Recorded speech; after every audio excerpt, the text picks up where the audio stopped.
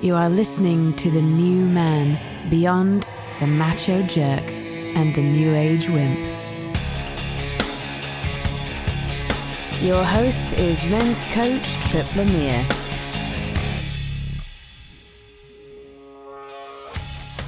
Does your work devour your time and energy? Do you wonder if you're meant to do something else professionally? And how is nice guy syndrome killing your career? In today's coaching call, I talk with a woman who has run her own design company for 30 years. And because of the relentless workload, she's rarely taken time off for herself. And she's wondering if maybe it's time to consider another career path. This conversation is a great example of why I love the coaching process. Oftentimes, we think our problem is our job or our spouse or some external situation out in the world. And while those external challenges certainly exist, when we're willing to take a hard look in the mirror, we can see that the key to changing the situation is in our hands. The key to changing the situation isn't to change the world, but to change which version of ourselves we bring to the world. And that's when everything else falls into place.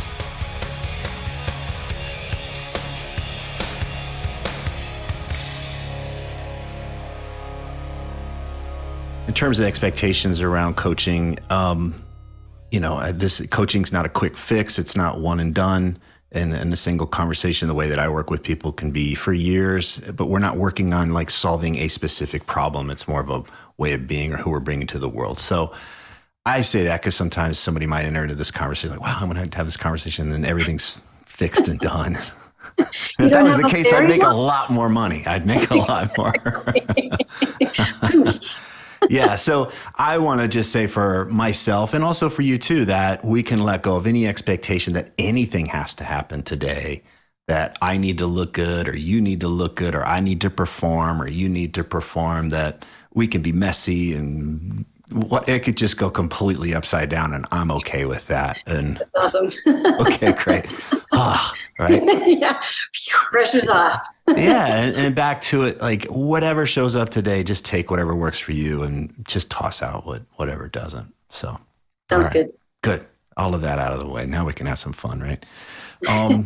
Okay. So yeah, I went through your email again and was getting a sense of where you are, but it sounds like you're entering the call with a bit more clarity. So yeah, let's kick it off. What do you tell me a little bit about where you are and what's got some juice for you today?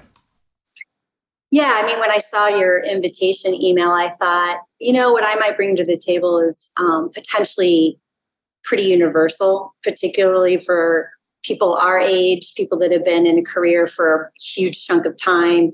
I don't think that don't consider it an issue. I think it's an opportunity. It's more of a threshold. That's how it feels.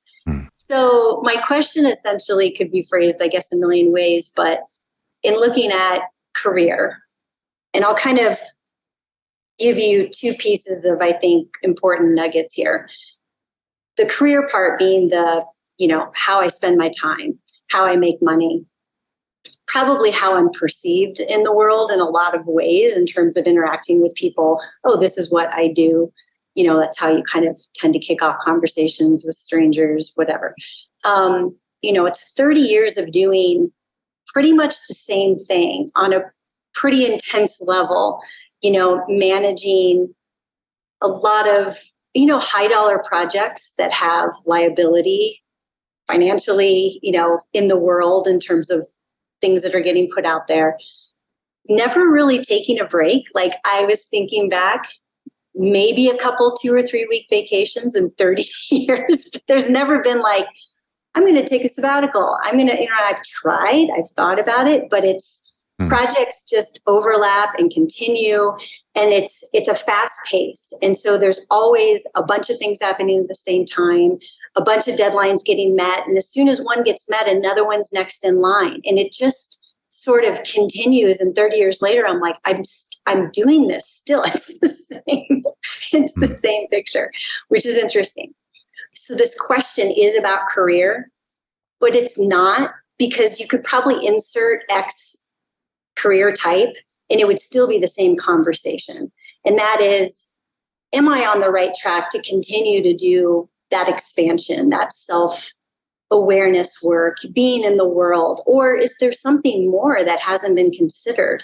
Is there a left or right turn in there that either was missed or should be taken? Or is there more opportunity?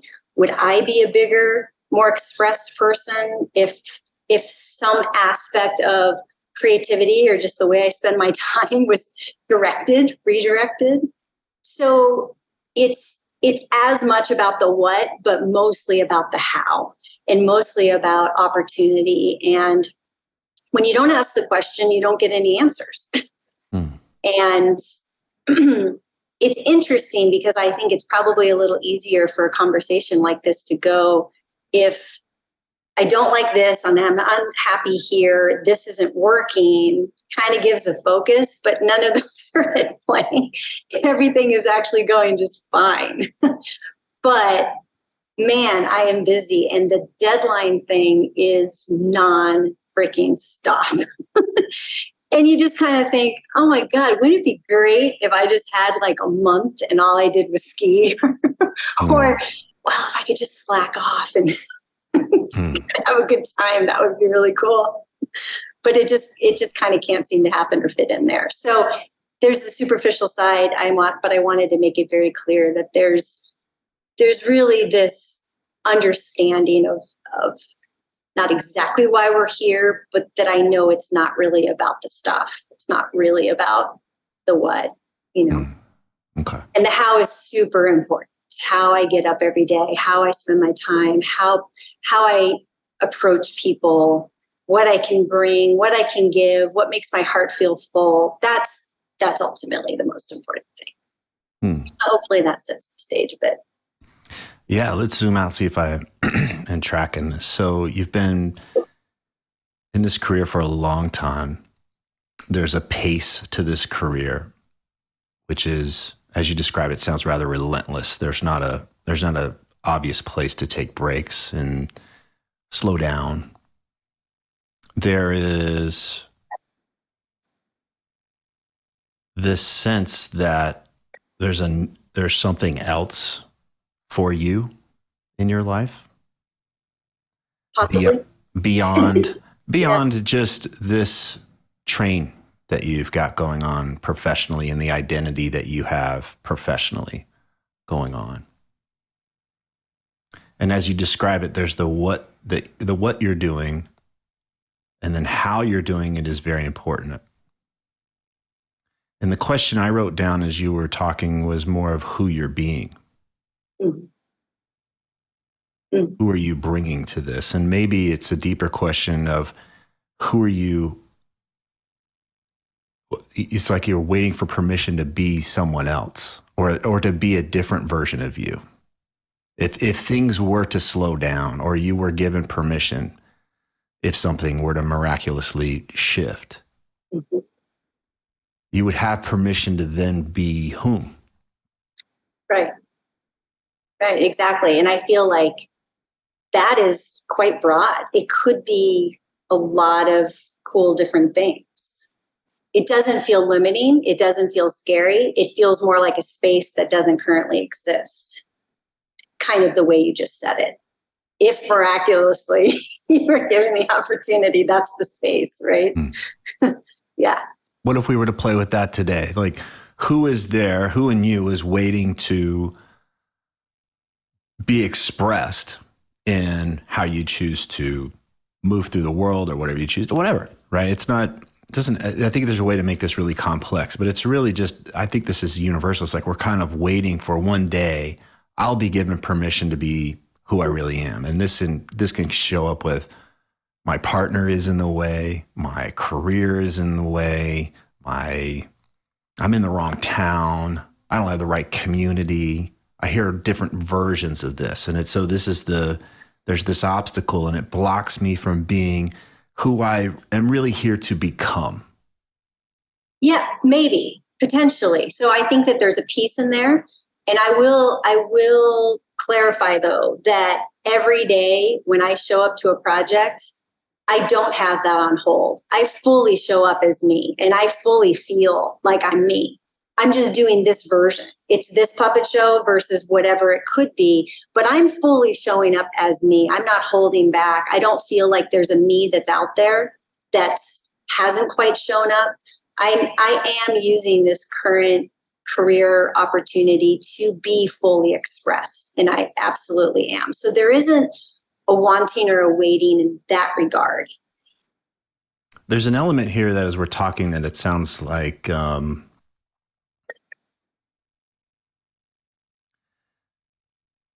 not a lot of choice for you. Yeah, in some ways it does kind of feel like that. And I don't know why, because what's funny is most people would look at a business owner and say, well, you have all the choice in the world. In fact, I have friends that'll say that, like, well, of course you can come. You can design your schedule. I'm like, yeah, but not really. So let's go into that. Let's go into the, and for the sake of this conversation, let's appreciate that there's probably in the boardroom of your mind, you've got several different players. You've got several different folks at the table. So it might seem a little weird and contradictory or paradoxical that you've got a few different folks that have shown up and they say different things. So on I the know one hand, about that system, so I get that. Yeah. Yeah. So I might have somebody that's like, I want to take off more time, and another person that's like, there's no freaking way, because why? Why is it that it's not okay for you to slow down or to do things a little differently? Yep. And the practical answer to that, which I'll just throw out first, but then I know you're getting to the less practical, but we'll throw out the practical first. And that is because of the way that the industry or the business works, everything's tethered and it just kind of keeps going. So the practical idea of stepping aside for a chunk of time feels like a complete full stop. Because if the agency is not here to pick up all the balls that are in the air, someone else is going to have to take over. So literally business stops and clients go elsewhere. They have to, because that's the nature of it. So that's the practical answer. It's pretty real. It's very convincing. The non-practical side is, there are little sort of, I like to call them limiting beliefs that have probably been there since, you could call it nature, nurture, karma. I don't know what to call it, but have been there probably since the beginning of time that sort of feed into the dialogue of how this goes. But one of those is a sense of, I don't want to let anybody down. I don't want to not perform or not be trusted or trustworthy or be the one that's always the rock solid, right? There is most definitely that energetic is a through line since day one, as long as I can remember. So that's key. Very not practical, but totally in line with what we're talking about, right? Yeah. Yeah. And then the second one is probably, well, this is the identity I've built, and who would I be or how would I be recognized if I don't have that? Who am I without the thing that I've worked hard to clarify that I'm a good person? We'll load it up. Let's load it up here. Mm-hmm.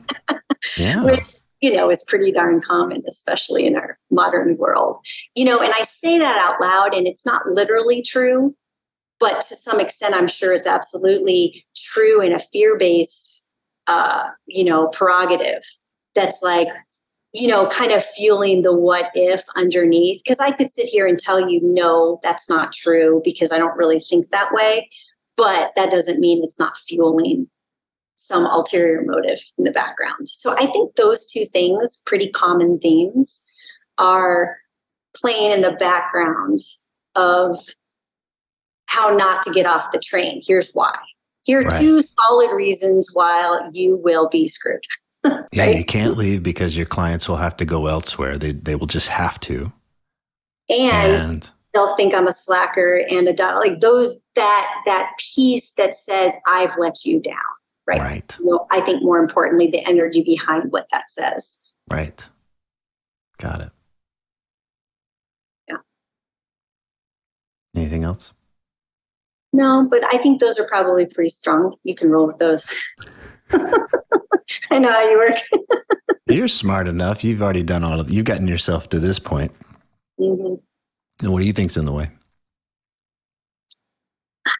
Habit. in a real plain way. Yeah. I mean, I know that sounds really lame, but I think that the combination, if you put the practical together with these energetic through lines, I think the habit just is a lot easier and it's a lot stronger and it's a lot more guaranteed. Right. It's a whole lot, and because it's not miserable, because I actually enjoy it, and because there are great relationships and there is really good payoff in terms of, not financially. I mean, yes, that's there, but I'm not even bringing that into the equation. It's obviously important to pay the bills, but it's good. And so you kind of feel like an idiot complaining about something that's not meant to be complained about. And then you enter the habit and you just kind of feel like a crybaby. Like, what's even the problem here?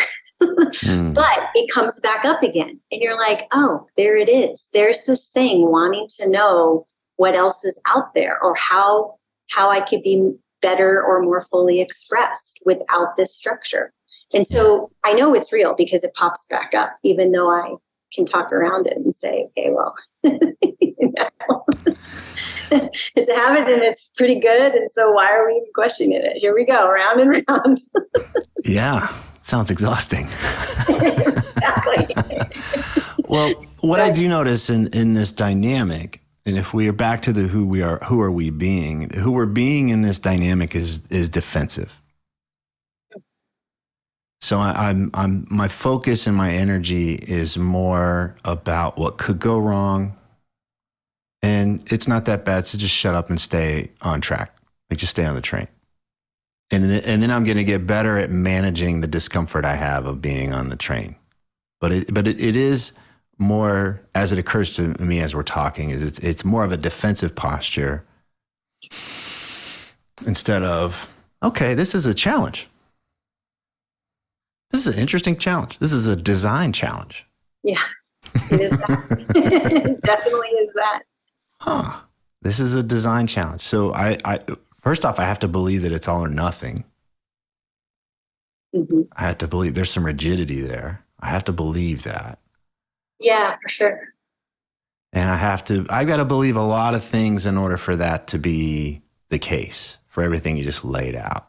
But the point being is that it's always just nice to recognize when we are in that defensive posture, and it's okay. We tend to spend all of our time in a defensive posture, playing not to lose. Right. So for you, it's like, okay, if I were to shift anything up, I stand to lose a lot, whether it's finances or how I'm perceived in the eyes of my clients. People I really care about. Those are all really important things to me. Yep. It makes total sense. Yep. What might this look like if you were to be playful?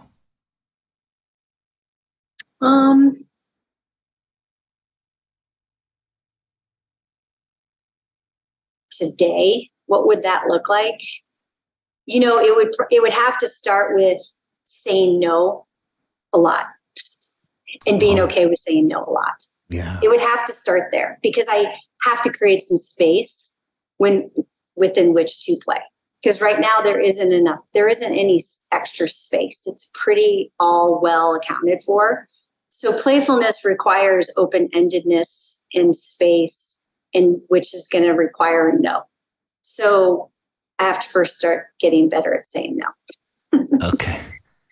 As you were talking, something was occurring for me. And I'm so glad you brought up the space thing, because that's the sense that I got, was like, just back off, please. Mm-hmm. Just give me space. I just want space. Yeah. But like in this, like, and I don't want to have to fucking justify it. If I want to lay in my bathtub all day and read TMZ, I will. Another drink, please. Like, I don't want to have to justify or defend or explain anything. It's that. It's exactly that. It really is. Like, could I just be a complete and total fuck up, please? Like, somebody give me permission to just be worthless. That would be okay. Well, now we're back to who are waiting for permission to be, right? Like, and that's the fear. Well, if I had permission, I'd be a fuck up, right? It would somehow be negative, maybe. And it's just funny because it's hilarious to say that out loud because it's the antithesis of my entire life. I don't think I've ever been that for 1 minute, you know? And so it's, you know, you kind of think and laugh about, okay, what's the absolute extreme here? And, you know, likely it's somewhere in the middle, but it is. I mean, it's just kind of, only child, type A, high expectations, good grades, scholarship. I mean, you can just see the whole thing play out. And I guess I'm still on that same train. It's just called a career now, right? Yeah, and so power for you may not be about how much more can I take on. Power for you is about saying enough. I choose what goes on my plate. I choose my expectations. And I choose the amount of space I allow myself to have or allow anybody to get close to me.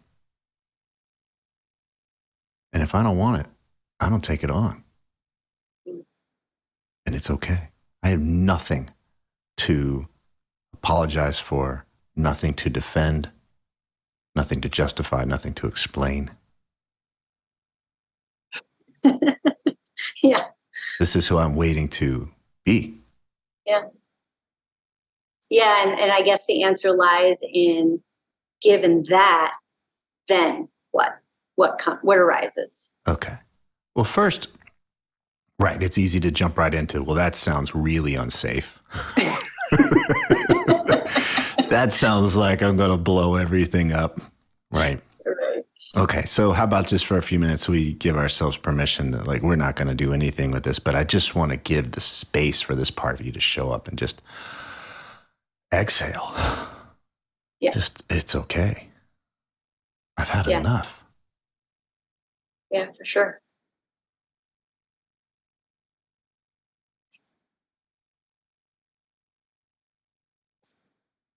Yeah, and it is interesting because, you know, how could you possibly answer the question given the current circumstance?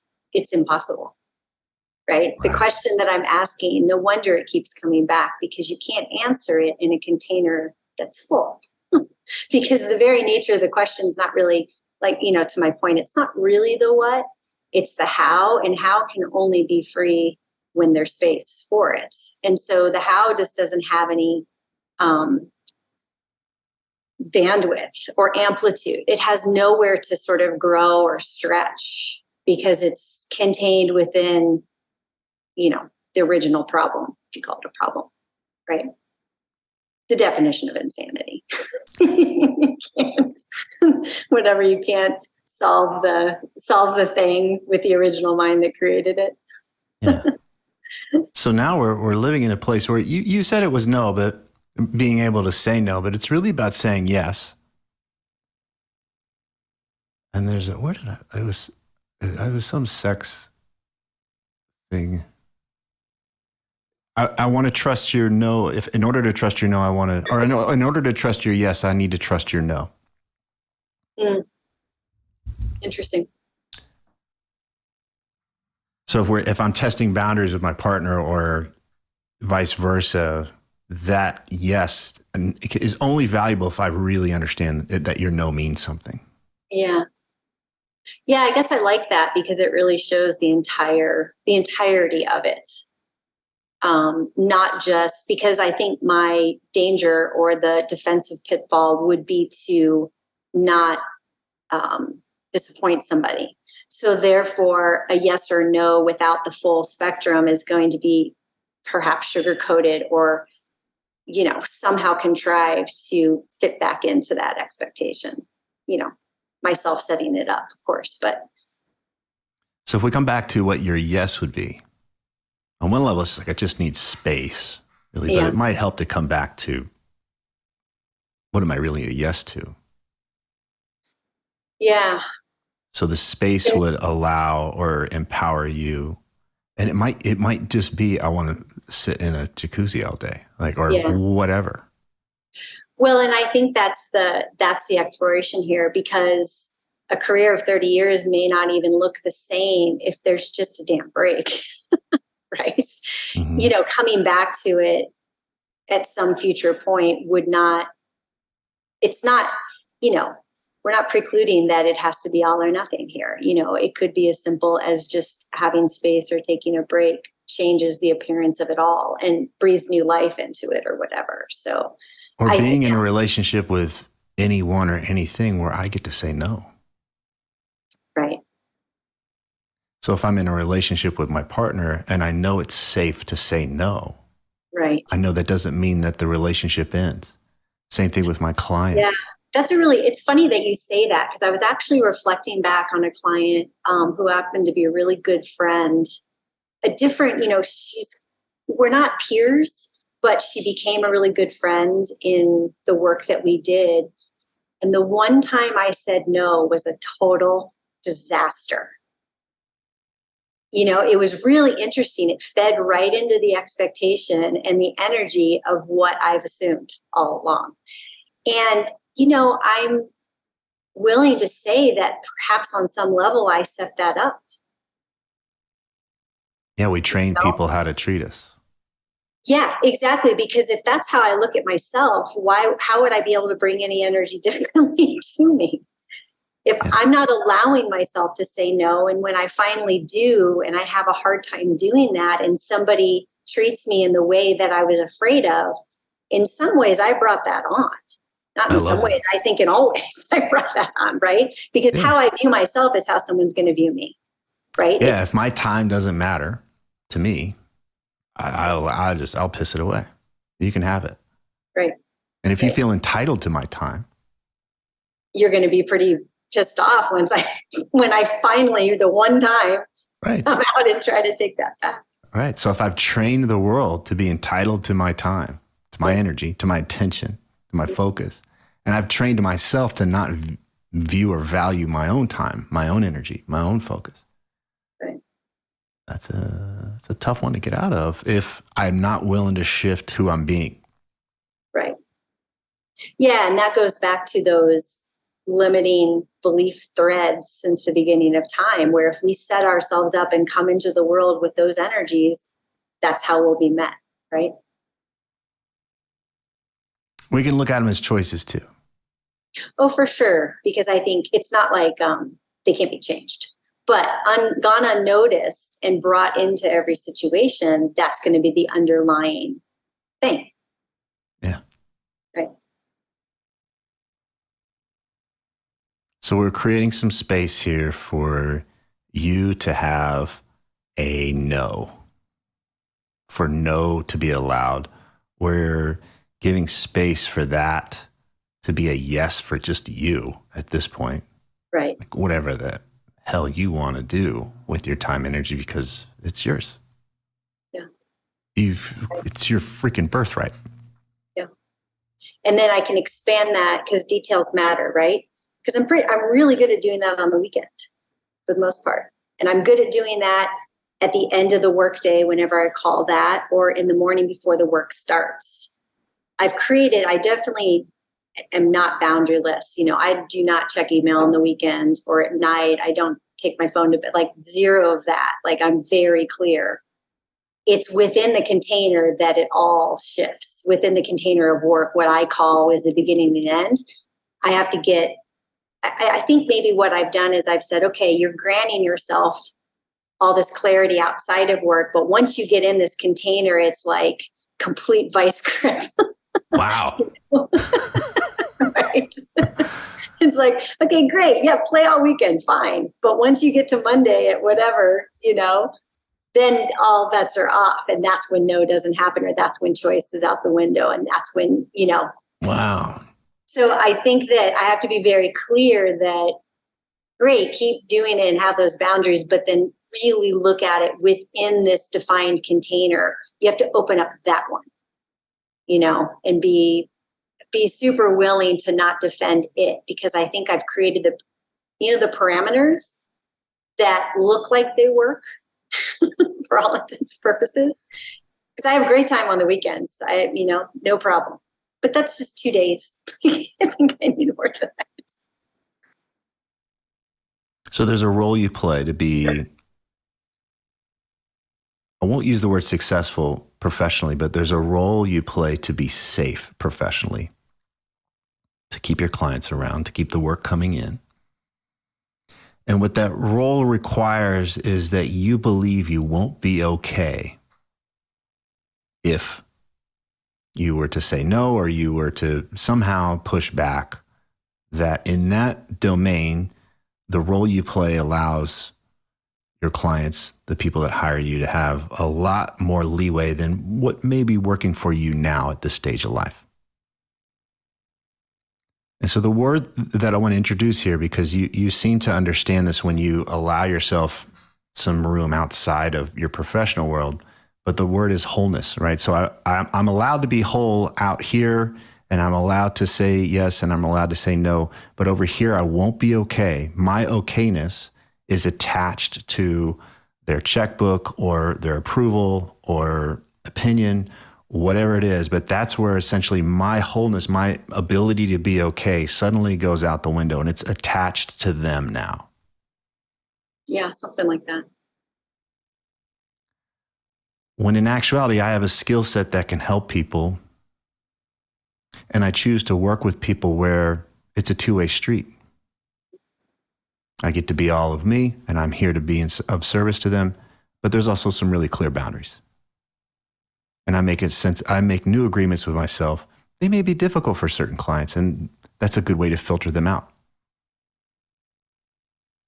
But I have to come from this place, or at least just start to recognize when I'm in that defensive position of I will not be okay. And I can get curious. Is it really true I wouldn't be okay? Is it really true I'm not okay now? Yeah, and I'm curious about that word okay. I'm like, I want something more specific there. Like, what does okay actually mean? Because I think if I can get really specific with that word, it'll be a little more of an ass kicker, a little bit more motivating. Because what does okay really mean? Because like, I feel okay, but I think that's really important. Is it I won't be validated, I won't be approved, I won't be accepted, I won't be... I think it's something around accepted, or I can't be trusted, or it's I won't be accepted, I won't be trusted. It's very integrity. Valued? Yeah, but it's more about my integrity. Less about my value and more about my integrity. Because I think that, again, another through line is probably, and again, it's like, I think these things got embedded like way the hell back, Sure. And so that's why they're so sneaky, because we operate sort of with them in the background, and you just don't really look at them literally. But I think another one is feeling misunderstood.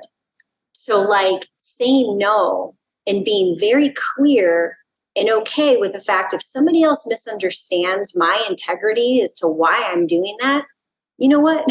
Fuck them. Like, I've never been able to say that ever because I care so much. Right.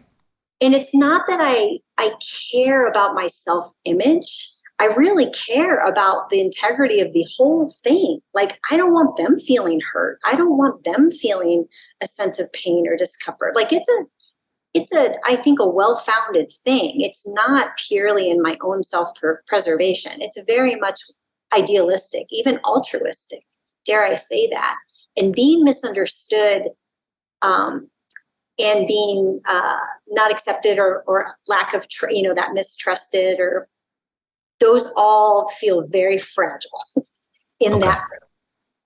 So I think it's an integrity thing. Yeah. This is a version of nice guy syndrome, and it's typically one-sided. Yeah. Because we often don't even allow ourselves to have a conversation about what is the relationship.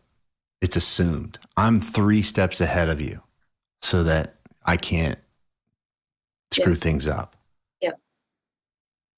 I'm going to go above and beyond your expectations so you can't possibly misunderstand me or critique me. 1,000%. Okay. So that's not relationship. Right. That's not I mean, relating. I know where you're going with it, but to me, it feels like it, right? It's managing. Mm-hmm. I'm managing others. I'm managing them so that they don't get disappointed. Mm-hmm. I'm managing. And we all do this. And it's a version of collapse in relationship. You talked about integrity, and I think it's important that we talk about integrity here, because one way to look at integrity is that if I think you're not okay with it, I will collapse what I want. I won't bring that to the table. Yeah. Whereas relationship means, hey, here's what I want. Let me hear from you. Let's figure something out here. Yeah, compromise. Or, hey, maybe this is telling us that we're not going to be good partners in this, and it's okay. Yeah. Compromise meaning there's two parts, there's two pieces, and they both come equally to the table.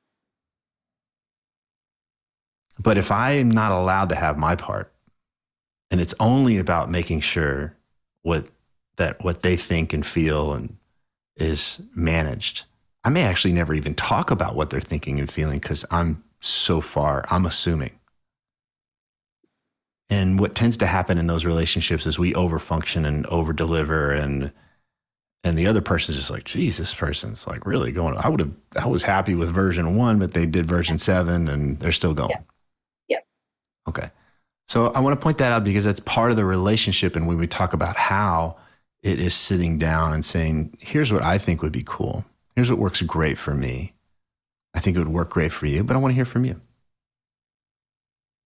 Instead of I either collapse or tough shit. This is all you get. And I puff my chest out, right? Yeah. Which is not relating either, right? It's No, it's terrible. right. It's kind of They're both equally terrible. One is just kind of like, collapse is a good word. I like the image that evokes. It's memorable, and it's like, no, I don't want to do that either. You know? Right. That's where we lose you in this. Yeah, you lose all of my power, my strength, and the very thing, the very how that I'm looking to bring. Right. And the linchpin there is it won't be okay with the word to be determined, right, for you. But there's some version of like, no, if you were to actually own what you want in this dynamic, it wouldn't be safe or it could be misunderstood, whatever it is. It invites conflict. It invites some problem. Yep. So shut it down, collapse, go figure out, just go over function or go do the thing you've been doing. Yep. Okay. So what we're starting to get here is that another possibility for you is instead of, hey, tough shit's my way or the highway, this is the way I do things now. Diva approach. No eye contact. Do not look me in the eyes. Exactly. All 5'2" and 100 pounds of me. Kicking your ass. You know, I spent some time in Hollywood. I met a few interesting folks, right? So but it is that like I get to have a seat at the table. I get to speak up for what I want. I get to see if this is really going to be a problem. I get to relax the concern by being curious instead of defensive. Yeah, it's so weird. The word defensive is so odd because collapsing and defending feel like they're in opposition. So like my body, there's no part of me that feels defensive. It feels incredibly accommodating. Everything but defensive, but I understand what you're saying. It's submissive. The mechanism within, way underneath it, is defending, essentially. But I wouldn't have really thought of it that way because it doesn't feel that way, if that makes sense. Collapsing feels way more real. It's defending against a possibility, maybe not like dukes her up kind of a thing, but it is a submissive thing, which is I'm going to roll over and show my belly so we don't possibly have a problem here. Correct. Yeah, exactly. Like even my alpha dog knows. Okay. You know? It is. I mean, it is. I think it's most definitely a common theme that feels.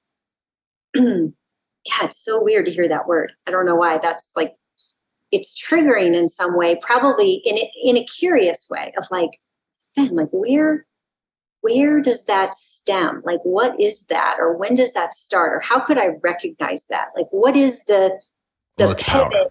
What's that? It's power. Yeah. but yeah, it's really weird. It's That feels like a blind spot.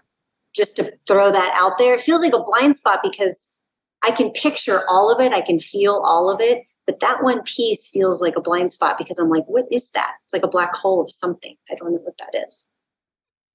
We could call it, it's very common. I talk to a lot of, quote, successful people, but all they've gotten is just really good at jumping through hoops. They've relied upon somebody else to lay out the hoops and say, here, go do this and do it well.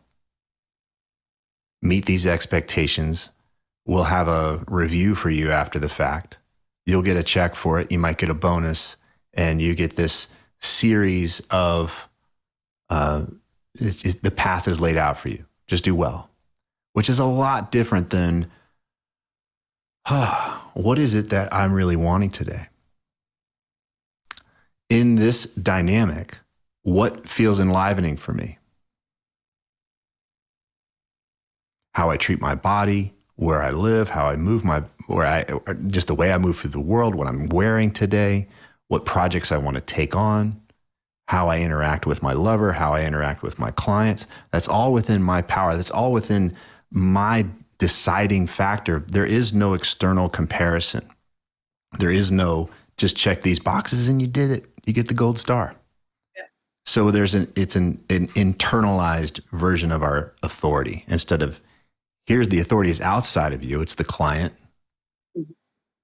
Go do well in their eyes. Well, it's pretty easy. You can kind of do that sleepwalking. Yeah. The internal part is, what would make this exciting? Or what would make this feel more expansive for me? And then there's the contraction. Oh, but they might not like it, or that's the threat. That's what holds us back from really speaking up for ourselves in the world, and why we tend to collapse. We hide it, or we posture and try to domineer others. But we really never give ourselves the opportunity to sit across from somebody and say, I love you, and I also really care about me. So both get to matter here. I value both. Yeah. And I think that's the bottom line right there, is that I'm willing to sacrifice my own mattering for everybody else to feel like they matter, because I don't know why that makes me so uncomfortable, but it does. I don't want that idea makes you uncomfortable, or that they won't think you matter? Not me, it's them. Right.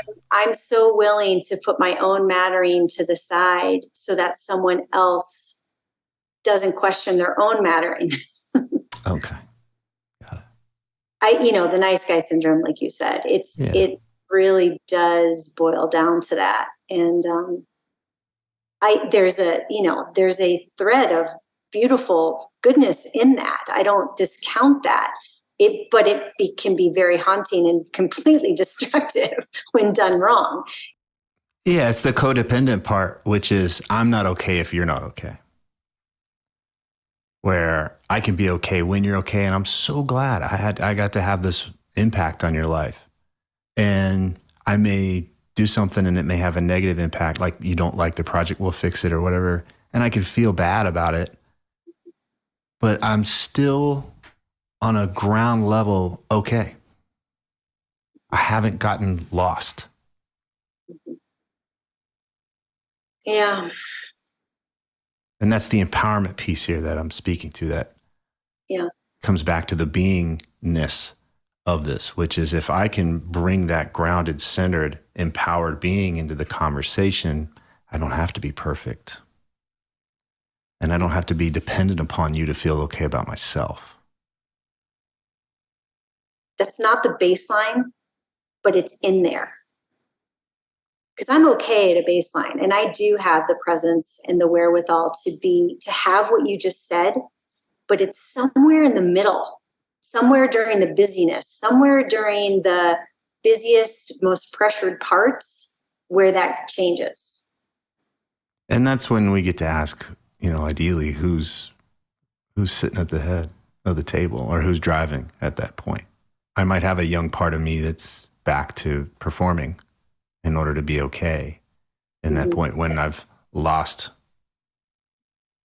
my connection to that deeper part of me that I might have access to on the weekends or in a meditation. Right. Exactly. Yeah.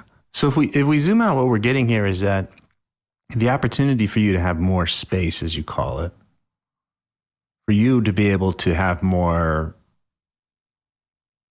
authority in how you do things. There's lots here. There's lots to be explored. It would require that you are present. It would require that you are aware of your own experience instead of just getting lost in your clients.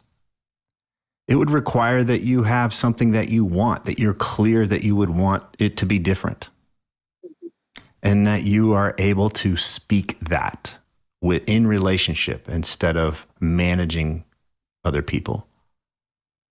And then it would be an opportunity for you to practice your connection with this wholeness. Now, I'm not saying this is an easy path. Of course not. But it does help you if you want more choice. If you want to practice leaning into your autonomy. And it's like, I could sit there and argue, like, I'm not going to throw out the bullshit of like, well, I got to pay the mortgage and I got to buy food. It's like, well, yeah, of course. And so figure that part out. It's not, those aren't in a detriment. Not that I'm financially independent, but I'm smart enough to be able to figure that out, keep at least a baseline or whatever to make it happen. Or, if I had to like dip into savings, like if something's there, like I can't throw the card out that says, oh, but, Right. You know what I mean? Like I had to just say that out loud because that's not going to be helpful. That's back to that wouldn't be okay. Right. It's wonderful to just play with that, like to just go down this catastrophic trail of how quickly you'd be living in a bus station, Right. And it's like the first time I said no to my client, the whole thing evaporated, and it's like, no, it would take a series of really crazy things to happen. Yeah. But it's great to recognize that all or nothing thinking. Yeah, but this will happen. And that's always a telltale sign. It's like, okay, I'm hijacked. That's it. Yeah. I know how that feels too, because it feels different than a normal relaxed posture. That feels defensive. That is the one thing that I can say that feels defensive, because you're pitting yourself against yourself. You're giving yourself two options and neither one of them are good ones. Right. Right. And one's in survival mode. Mm-hmm. One's trying as hard as it can to just hang on to what it knows. I don't like to belittle those. I think it's easy to want to chop them off, but I like being curious with them and taking them along and say, hey, what if we found a solution that, could take care of, we made sure that X amount was still coming in or whatever. And it tends to calm the whole system down. It's the fear that those parts of us won't be heard and won't be appreciated on the ride that has us get even more inflamed. Because it calms down just like a toddler would if once it's seen, and I don't think it's really any different. So I'm actually of the mind that if there's a lot of love given there, chances are it'll actually heal faster or better or reveal something even greater. Yeah. Yeah, especially when it knows there's an adult in the room. Mm-hmm. And not another scared kid running the joint. Exactly. Because that's pure chaos. Yeah, of course. So I'm curious what seems like might be a fun experiment for you. Is there a way? These are some ideas. These are some distinctions. The real power of coaching comes from trying things, seeing what works, not expecting a home run and not expecting a quick fix. So what might an experiment or some experiments look like for you? Yeah, I mean, what comes to mind is being very definite about a period of time that looks a certain way. In other words, it's a period on the calendar. It's a type of schedule that's like 4 hours a day for X days a week, or it's 4 weeks with nothing on the calendar, or something that has a definite container and a structure. It's literal space, creating literal space. And the reason why I know that probably the greatest opportunity is in something like that is I've talked about doing that and I've tried, but I've come up with all the reasons why that won't work before. So I know that's why that's the key. Okay. because it's backfired in the past, or I haven't been willing to go there for all the reasons we just talked about. So now, when you blow the doors open a little bit and you try it again, it looks a little different. And it creates, I think I need some definite parameters, because I can like wishy-wash dilly dab on all of these things as much as I want, and it's not going to go anywhere. I know that because I'll just talk myself right back into the same space. So I have to create something literal and then have it be totally okay that there's nothing there and nothing to do, and, not worry about it. Well, I don't know about the last one, but we'll see. Because, as you mentioned, everything could fall apart. So, right. No, it could, but I think I'm smarter than that, hopefully. So I think what I'm hearing in there is help you create a defined, specific amount of time as an experiment. And what that experiment would do is it would create a scenario for you to be in relationship with your clients, to tell them, hey, I'm doing this. And then, if we had more time, I would want to help you make sure you do this in an unapologetic way. I'm so sorry I'm letting you down and everything's going to go to shit. And it's just like, hey, by the way, get your stuff to me before this or after that, because I'm out this week. What are you doing? Whatever I want. And I'm okay with that. And I'm okay with that. Yeah.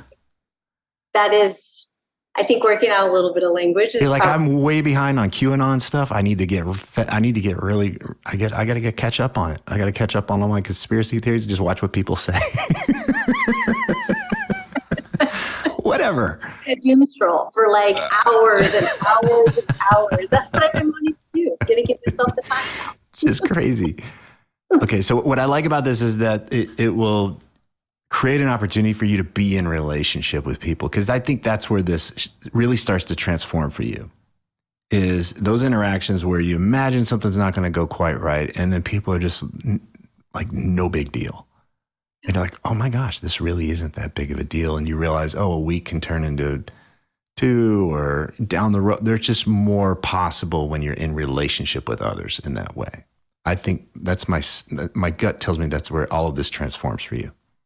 It probably does, because that's where the rubber meets the road. And then the extra time that's been given is just the free-for-all space with which to explore and whatever creative ventures that could eventually rise. But I think you're totally right that it has to be the hard parts where the most growth is going to happen. And those hard parts is where I'm meeting that conversation and showing up completely and just speaking it, the truth, rather than conforming, creating some excuse, some apology, and, whatever. Please don't hate me. Please don't turn your back on me. Yeah. Screwing. That's not going to take me anywhere. I'm going to be just as buried in that habit as I always have been.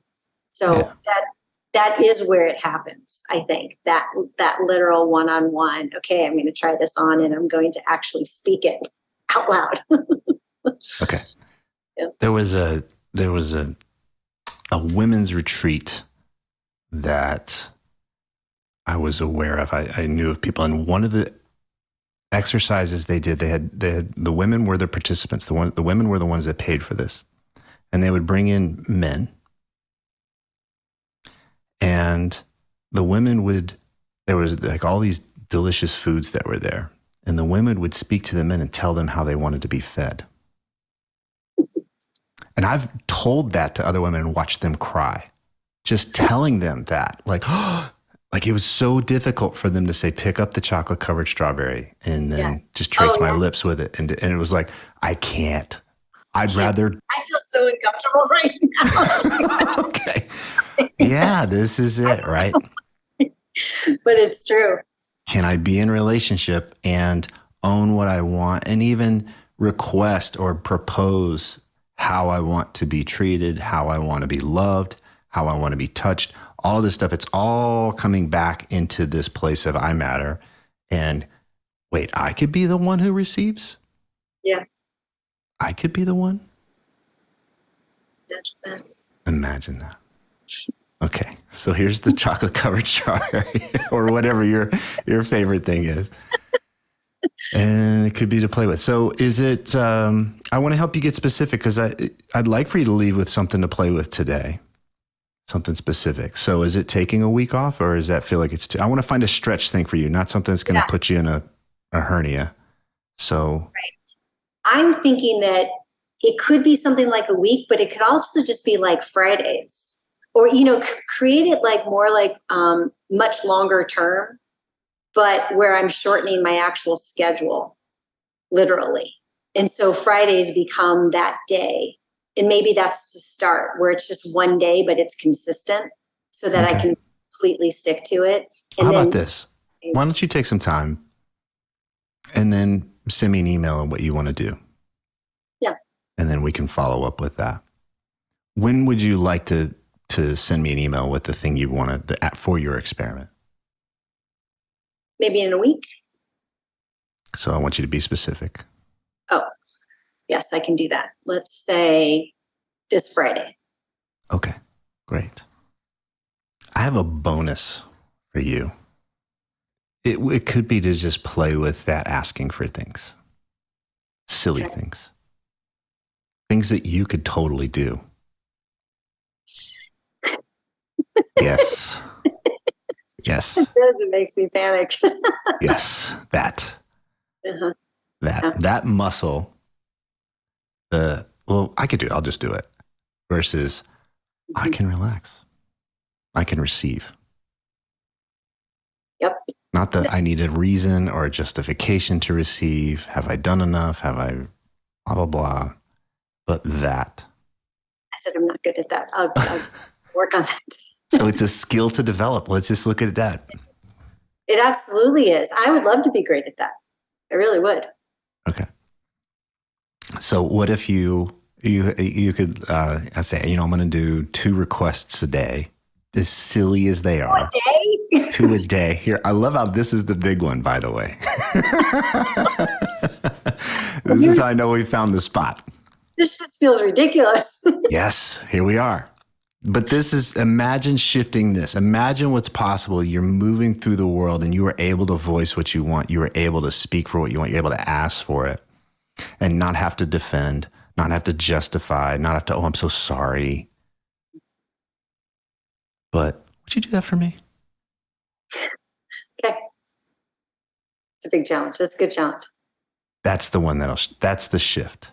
I don't want all of this stuff coming from a place of I'm still justifying and I'm still enough, but it's really just like coming from this like, I just walk through the world and I contribute. Obviously we're not stopping that, but you're also able to receive. Yeah. Well, and what I like about that and what I can really see is that there is an energy that says I'm worth receiving. Like not in an egotistical way at all, but that I deserve to be here. Like I deserve to have help. And like, that's the energy that is missing. The energy of I'm here too. And I belong here. And so while that's so hard, I can see the tremendous benefit because what it is doing is providing a mirror for me to relearn my actual position in the world and not apologize for it. Right? Yeah. It's just a way of being. Yeah. Yeah. So if I'm walking through the world and I'm apologetic for being here, or I'm constantly earning my place to be here, that's one thing. But if I'm just here and I'm a contributor, I'm a player, I'm also a receiver, and it's not a thing. Yeah. It's more like currency. It just flows. It's give and take back and forth. Everybody gets some, everyone gives some. And you don't even have to, that's the shadow side of the nice guy syndrome is he's always keeping check. He's got a spreadsheet going. And he's always, I deserve this. And he gets pissed when the world doesn't know he deserves that. You just get to let this go. Yeah. Well, I was thinking more of it in terms of like, sort of the beauty of it is that everyone's giving and receiving equally. And it's maybe the way things were in indigenous cultures, before we got all mixed up and screwed up and keeping tabs and competitive and everything else in the world. It's just truly a way of being where everyone is just equal. Everyone's here. All right. This is where I would push you even more. And I would say, I want you to make it where it feels out of balance for you. Yeah.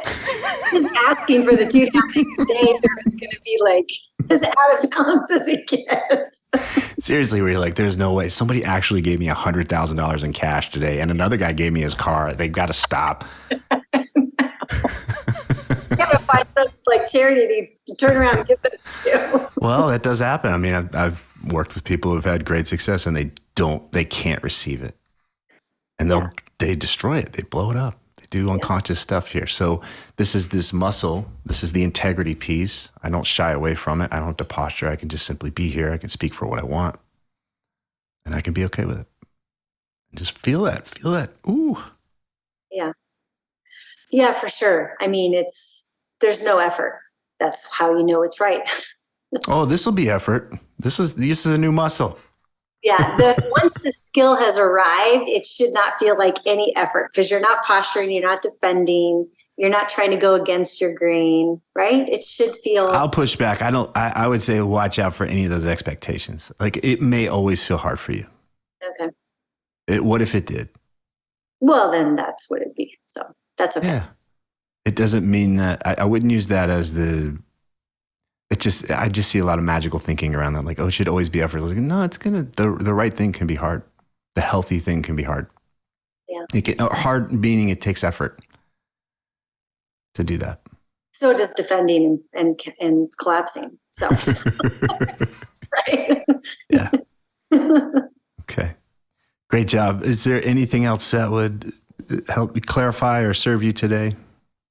No, this is perfect. This is exactly where, I was hoping to look under the hood and we did just that. So it's great. Well, I appreciate how fun you were and willing. You went deep and you were very playful the whole time. So that's really fun for me. So thank you. I will get your email on Friday. Thanks, Tripp. Really appreciate the opportunity. Okay, bye-bye. If these interviews are helping you, please leave a positive review on whatever podcast app you use so that others can discover the show more easily.